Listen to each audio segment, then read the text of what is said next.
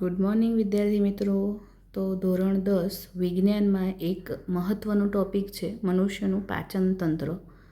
જ્યારે આપણે ખોરાક ખાઈએ છીએ ત્યારે આપણા શરીરની અંદર રહેલા અંગો દ્વારા એ ખોરાકમાંના દ્રવ્યોનું પાચન થાય છે. તો એ કયા અંગોમાં કયા દ્રવ્યોનું પાચન થાય છે જોઈએ. પહેલાં આપણે જ્યારે ખોરાક ખાઈએ છીએ ત્યારે મોઢામાં મૂકીએ છીએ, જેમાં દાંત અને જીભ આવેલા હોય છે. દાંત વડે આપણે ખોરાકનું નાના ટુકડાઓમાં વિભાજન કરીએ છીએ અને જીભમાં આવેલી જે લાળ ગ્રંથિઓ છે એમાંથી ઉદ્ભવતો લાળ રસ જ્યારે ખોરાકમાં ભળે ત્યારે ખોરાક ભીનો અને પોચો બને છે. લાળ ગ્રંથિમાંથી ઉદ્ભવતી જે લાળ રસ છે એ લાળ રસમાં ટાયલિન અને એમાઇલેઝ જેવા ઉત્સેચકો આવેલા હોય છે અને એ ઉત્સેચકો ખોરાકમાં રહેલા સ્ટાર્ચનું પાચન કરે છે, એટલે કે સ્ટાર્ચનું માલ્ટોઝમાં રૂપાંતર કરે છે એમ કહી શકાય. બરાબર. હવે મુખમાં શેનું પાચન થાય છે? તો સ્ટાર્ચનું પાચન થાય છે. ત્યારબાદ અન્નનળી દ્વારા ખોરાક ક્યાં પહોંચશે? જઠર સુધી પહોંચે છે. તો હવે જોઈએ જઠરમાં પાચન.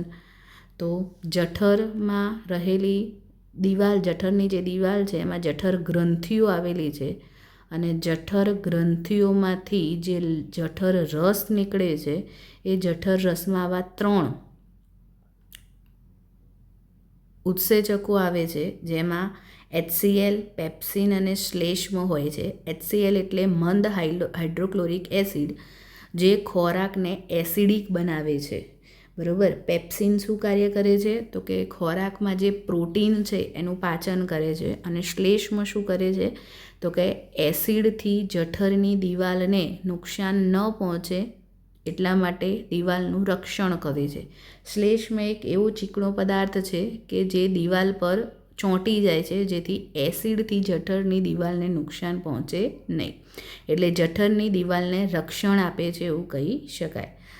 તો આ 3 વસ્તુ જે જઠર રસમાં ઉદ્ભવે છે અને આ એના જુદા જુદા કાર્યો છે. હવે અહીંયા જઠરમાં શેનું પાચન થાય છે? તો પ્રોટીનનું પાચન થાય છે, પણ જઠરમાં પ્રોટીનનું અપૂર્ણ પાચન થાય છે, સંપૂર્ણ પાચન થતું નથી.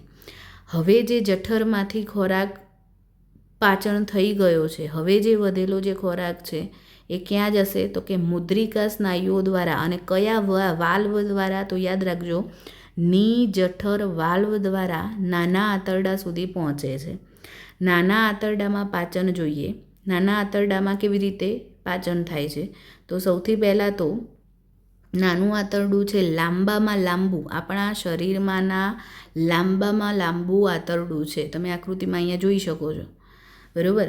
પરંતુ એને નાનું આંતરડું કેમ કહેવામાં આવે છે? કારણ કે એ નાની જગ્યામાં ગૂંચડામય રીતે ગોઠવાયેલું છે. બરાબર. એટલા માટે એ શરીરનું નાનું આંતરડું કહેવામાં આવે છે. એમાં શું થાય છે? તો કે એમાં કાર્બોદિત, પ્રોટીન અને ચરબી આ ત્રણેયનું પાચન થાય છે. બરાબર. સંપૂર્ણ પાચન અહીંયા થાય છે. હવે નાના આંતરડાની લંબાઈ સજીવોના ખોરાક પર આધાર છે. કેવી રીતે? તો કે જો કોઈ સજીવો શાકાહારી છે તો માત્ર ને માત્ર એ વનસ્પતિ ખાતા હશે અને એ વનસ્પતિમાં રહેલો જે સેલ્યુલોઝ છે એ સેલ્યુલોઝનું પાચન થવું ખૂબ જ કઠિન છે. સરળતાથી એનું પાચન થઈ શકતું નથી. માટે જે શાકાહારી પ્રાણીઓ છે એમના નાના આંતરડાની લંબાઈ વધુ હશે. પરંતુ જે માંસાહારી પ્રાણીઓ છે કે જેને વનસ્પતિ બહુ ખાતા નથી, તો એમાં સેલ્યુલોઝનું પ્રમાણ ઓછું હશે. બરાબર. તો ત્યાં આગળ સેલ્યુલોઝ સરળતાથી પાચન નથી, ઓછો પ્રમાણમાં હોય છે, એટલે જે ખોરાક ખાય છે એમનું પાચન સરળતાથી થઈ જાય છે. માટે એવા જે સજીવો છે એમના નાના આંતરડાની લંબાઈ કેવી હોય છે? ઓછી હોય છે. તો નાના આંતરડાની લંબાઈ જે સજીવોના ખોરાક ઉપર આધાર રાખે છે. આગળ જઈએ. યકૃત શું છે? યકૃત તો યકૃત